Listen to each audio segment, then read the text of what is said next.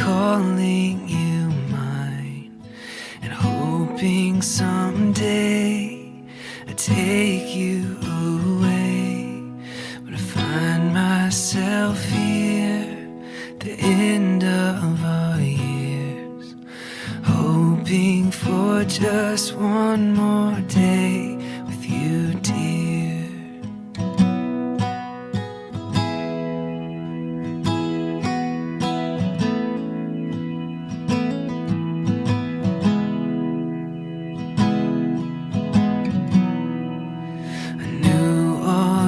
Dreams, the wildest of things, from places you'd see to people you meet.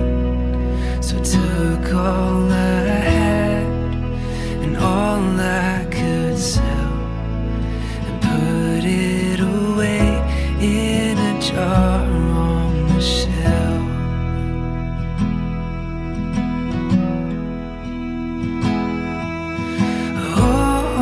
Let's go where nobody knows, and let the wind take us away. Wherever we go, I hope that you know that I'm gonna love you for all of my days.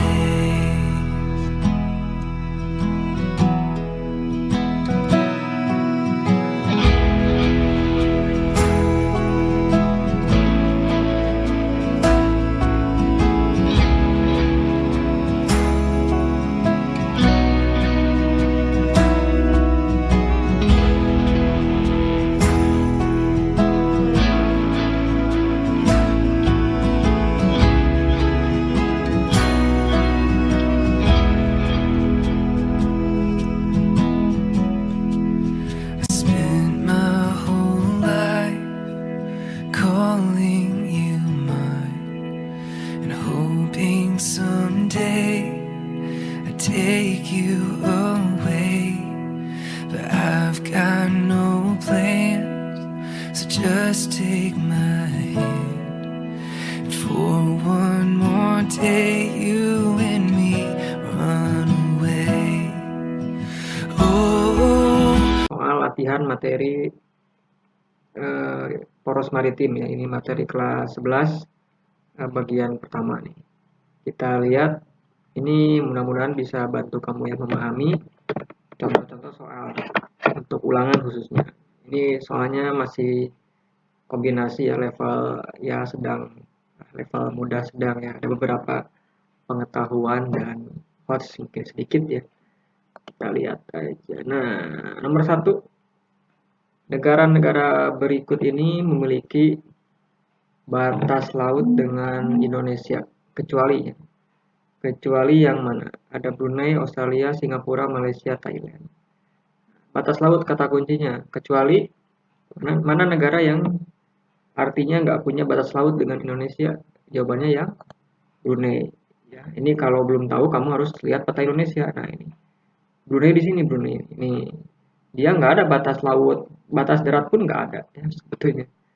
Jadi yang punya batas tuh batas laut itu ini ya, Malaysia, Singapura ya, Filipina, kemudian Australia gitu kan, India dan Vietnam lain-lainnya, Palau. Nah kalau yang batas darat itu cuman Timor Leste, Papua Nugini, Malaysia. Udah itu ya, yang batasnya darat. Silakan dibaca lagi aja ya. Lanjut. Perairan laut yang diukur dari garis pantai terluar sejauh 200 mil ke arah laut lepas dinamakan landas kontinen, zona ekonomi eksklusif, zona litoral, laut teritorial, zona maritim. 200 mil ini udah tahu ya pasti. Jawabannya adalah ZEE. Nah ini ZEE diukur dari garis titik pangkal pulau terluar. Keluar ya, 200 mil ini kita berhak untuk mengeksplorasi kekayaan di dalamnya, laut di dalamnya. Ingat ada laut teritorial 12 mil, zona tambahan 24 ya, ada landas kontinen, ada ZEE. Ini khusus zonasi laut hukum internasional ya, khusus untuk negara kepulauan. Kemudian nomor 3, manakah kondisi cuaca berikut yang tidak sesuai dengan karakter Indonesia?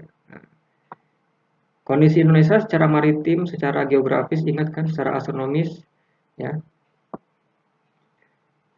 Mana yang tidak sesuai? Ingat Indonesia ada di wilayah secara astronomis, wilayah tropik ya, namanya U11LS gitu kan.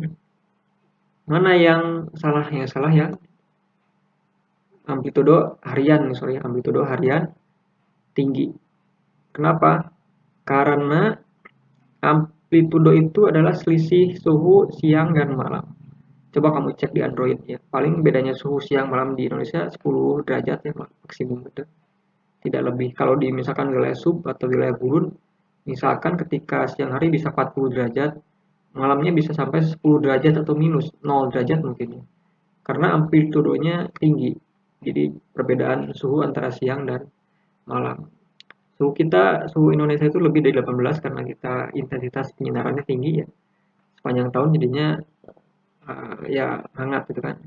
Bebas angin taifun karena di tropik ya kita kena dampak efek Coriolis jadinya bebas angin taifun. Kelembaban tinggi karena juga penguapannya evaporasi tinggi, kemudian dikelilingi oleh lautan ya. Kemudian nah ini amplitudonya rendah seharusnya, bukan tinggi.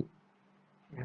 Jadi kalau kamu mau lihat amplitudo, lihat dicek weather cuaca Android, lihat kota kamu misalkan suhu siang sama malam ada tuh grafiknya, itu amplitudo namanya.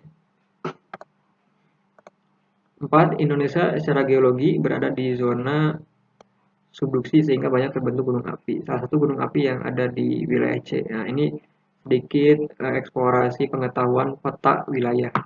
C ini wilayah apa? Coba ini wilayah apa? Nusa Tenggara. Mana gunung yang ada di wilayah Nusa Tenggara? Nah, Kelimutu. Ya, ini di sini yang 3 warna gitu. Ini salah satu pemahaman geografis. Jadi harus tahu posisi Sumatera punya apa, Jawa, Kalimantan ya.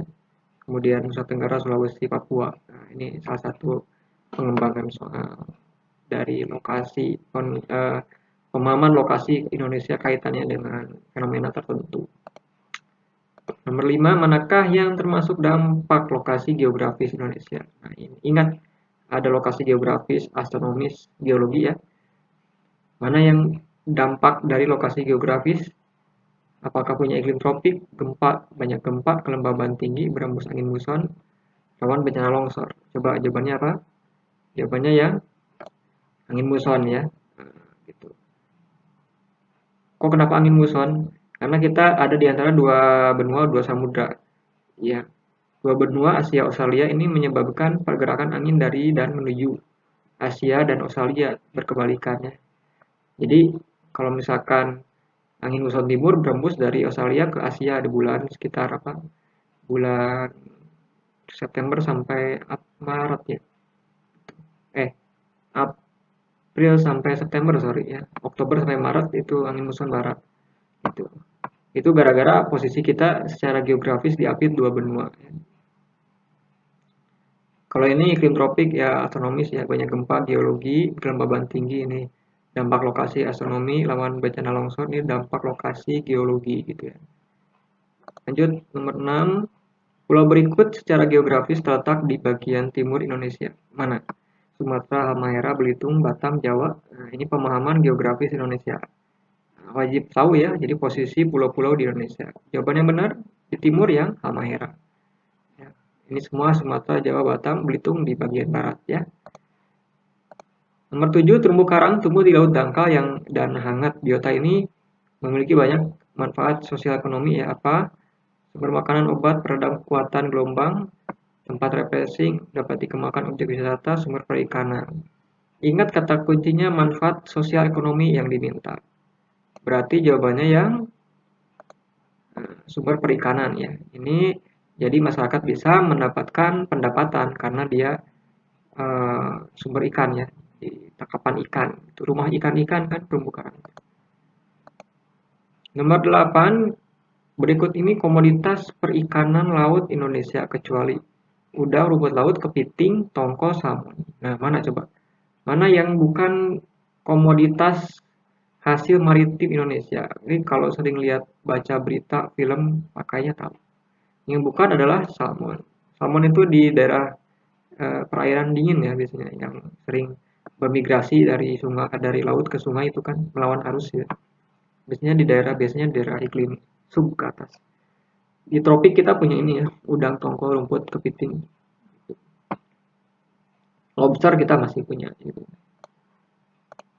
Badan PBB yang mengatur hukum laut internasional. Nah, ini yang tadi yang me- membuat hukum laut ya, yang ada JTE, laut teritorial itu kan, dan lain-lain. FAO, UNHCR, UNICEF, ILO, UNCLOS. Ini ada di buku paket banyak ya. Jawabannya yang C ya, UNCLOS gitu. 10. Secara geologi Indonesia kaya gunung api sehingga banyak tanah subur. Contoh tanah vulkanik apa? Nah, contoh tanah vulkanik adalah andosol, organosol, mediteran, aluvial, laterit. Ini ada kaitan dengan materi yang pedosfer ya. Saya kaitkan dengan biologi. Karena kita banyak gunung api. Gunung api itu kan memuntahkan lava, kemudian beku jadi tanah gitu kan. Muncullah tanah vulkanik. Ada dua tipe tanah vulkanik yang di Indonesia itu umumnya itu ada dua, ada regosol dan andosol. Kalau andosol itu yang halus, butirnya halus banget ya. Kalau yang regosol dia agak kasar butirnya, tapi sama-sama tanah vulkanik. 10. Gambar, ini gambar di bawah ya, bukan di atas. Gambar di bawah ini menunjukkan fenomena apa? Angin muson barat, siklon, antisiklon, pohon muson timur. Nah, ini gampang banget sih sebetulnya. Ini ada arah anginnya, ini angin muson timur ya, dari timur karena kita posisinya dari sini, kanan ya. Ini angin muson timur, kalau barat, angin muson barat dari atas. Itu. Ini dampak dari posisi lokasi geografis kita. Tadi ya di soal sebelumnya. Kita ada di antara benua Asia dan Australia. Ya, ini angin muson timur. Kemudian 12, perhatikan fungsi hutan mangrove. Sumber kayu, laboratorium alam, habitat ikan, tempat berkembang biak udang, mencegah abrasi. Fungsi ekologi hutan mangrove ditunjukkan angka mana? 123, 234, 345, 124, dan 245. Ingat ditanya ekologi. Kalau ada kata ekologi maka dia berkaitan dengan lingkungan. Mana yang berkaitan dengan lingkungan? Jawabannya yang 3, 4, dan 5 ini ya. Habitat ikan, tempat berkembang biak udang, mencegah abrasi. Ini berkaitan dengan lingkungan. Nanti bisa aja ada fungsi ekonomi, ya, fungsi sosial. Silakan dibaca aja. Lautan Indonesia memiliki 18% terumbu karang dunia. Komponen pembentuk terumbu karang. Apa sih yang membuat terumbu karang itu bisa muncul itu? Bahan dasarnya apa? Kumpulan biota laut yang hidup di bebatuan dasar laut, kumpulan binatang koral yang bersimbiosis dengan biota dasar laut, batuan putih di dasar laut yang menjadi sumber makanan binatang koral, batuan beku di dasar laut yang menjadi habitat biota dasar laut, batuan sedimen kapur di dasar laut yang dihasilkan oleh binatang koral. Nah, ini kalau kamu sering main ke pantai, ke laut, pastinya sering menemukan terumbu karang. Dari mana sih asalnya terumbu karang? Dari batuan sedimen kapur ya, yang dihasilkan oleh binatang koral. Jadi, terumbu karang itu binatang. Ya, ini itu termasuk bukan tumbuhan ya, tapi binatang. Spon ya, spon. Nah, berongga gitu kan dia. Dia kalau di bawah lunak, tapi kalau udah nyampe ke atas kering jadi batu dia. Itu terumbu karang. Dari spon jadi jenis karbonat ya, CaCO3 karbonat. Kemudian 14, kegiatan penangkapan ikan laut wajib dilakukan secara ramah lingkungan. Tujuannya apa? Mendapat banyak tangkapan ikan berukuran besar, tidak mengganggu ekosistem laut, menjaga kejernihan air laut, menjaga kelestarian ekosistem laut, melindungi jenis ikan yang langka. Kenapa sih menangkap ikan itu harus dilakukan secara berkelanjutan ramah? Karena pastinya untuk menjaga kelestarian ya, supaya tidak cepat habis ya, kuncinya itu kan nanti harus diwariskan ke generasi selanjutnya kan, masa kita nangkap yang anak-anaknya ikan juga kan nanti habis gitu kan, harus diawet-awetin ya sesuai kebutuhan aja. Terakhir, perhatikan penjelasan berikut. Dilakukan nelayan asing sering dilakukan di perbatasan wilayah laut berdampak pada pengurangan potensi penerimaan negara. Penjelasan tersebut menunjukkan tindakan overfishing, penyelundupan tenaga kerja, illegal fishing, perdagangan manusia, pelanggaran perbatasan negara.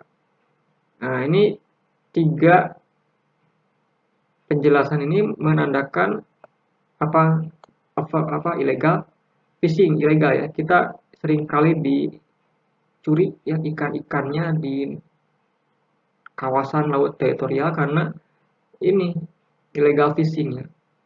Juga karena keterbatasan armada militer kita kan sangat luas ya, kita lihat laut Indonesia di berbagai sisi itu. Apakah ini terjaga semua? Enggak juga gitu, masih banyak daerah yang tidak terjaga ya. Ini orang lain bisa masuk seenaknya aja kalau tidak terpantau radar itu kan.